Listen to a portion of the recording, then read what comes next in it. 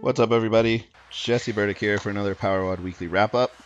Um, Here we have Jessica Gray doing a little bit of a max effort attempt here. We were going for a max 5 with a special bar.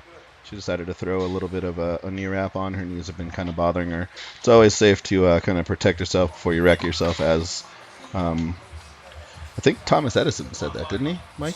Thomas Edison? I think Ben Franklin or Tom Edison said that. Anyways, don't ever be afraid to kind of wrap up for either your top set or just to kind of in general. Here we have Lars. He's wearing both compression shorts and some knee sleeves. He's also wearing wrist wraps. You know, these things are important here to make sure that you can get through your workout. It's worth it to put a little bit of gear on so you can kind of get your work done, opposed to not doing any work and then you get fat and sloppy and start crying and eating ice cream in the shower and things like this.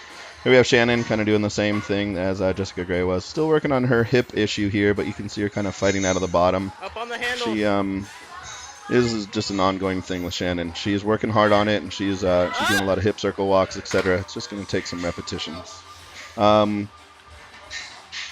we have Andrew, who's getting ready for a contest in about 6 weeks or so. Want to do a little bit of overload work for a couple of weeks for him, really get him to feel something 95% and have him do them for reps. So this is about 555 or so. Here I am again, everyone. This is Terrible Outfit Tuesday. That the deep scoop neck is a Katie Hogan original. She's taking requests for designs as well if anyone is interested. I kind of just jumped in with Andrew just so he had someone to play with. Here we have Nabil doing our usual good morning squat combo assistance exercise.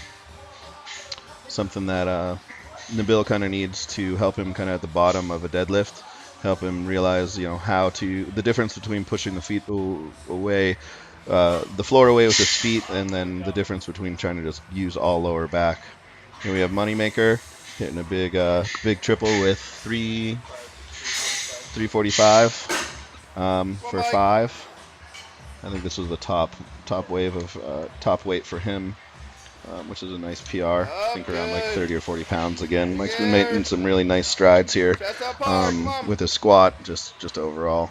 Got to make sure this actually kind of banged up his shoulders and hurt him the next 2 days later, but it was all worth it. Here we are again, reverse band. This is like 6 plates, and this is like 645-ish, something along those lines. Just doing a couple of reps, just trying to get some heavier weight on your back. That one wasn't as deep as I would like it to be, but again, it's training, and you turn it on and do what you need to do. Here we have the weight put away dance by Shannon. No one likes putting weight away, but if you put it to a song and dance, I mean, it really helps things out. So these are things. Oh, look at that. A little disco action. Go girl. Then we move on to our max effort bench day. On this day, our goal was to hit a heavy 3x3 in the slingshot. So you'll see a couple of different slingshots are out. This is the Mad Dog. This is actually the top set for me.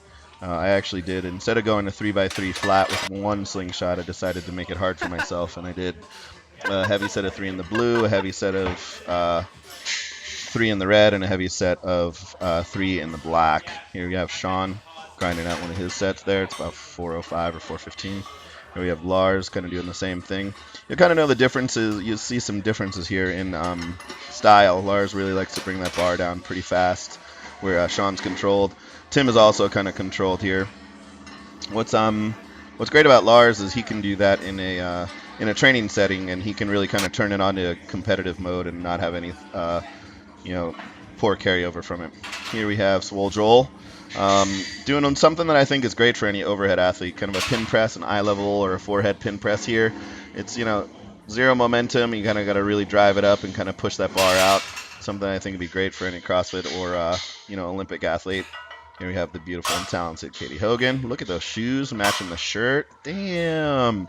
On this day, her workout was she was doing a little bit of deadlift and then kind of ran over to the GHR and did a bunch of GHR sit-ups. So she actually went from I think almost like 6 or 7 reps and started to work the reps down on the deadlift. and worked the reps up on the GHR. Ended up with 315 for a single, which is somewhere about 80% for her. Here we have me just doing a little bit of rep work, which is something that I like to kind of mix in on the dynamic effort days, go like speed and then the next day rep. I like using 10s for these just because you can kind of keep track of progress and it makes you look like you're using all the weight in the whole gym. That's all we have for this week. Thanks so much. Check us out on the YouTubes. Check us out on everywhere you can find us. Moneymaker Mike, Jesse Burdick. See you next week.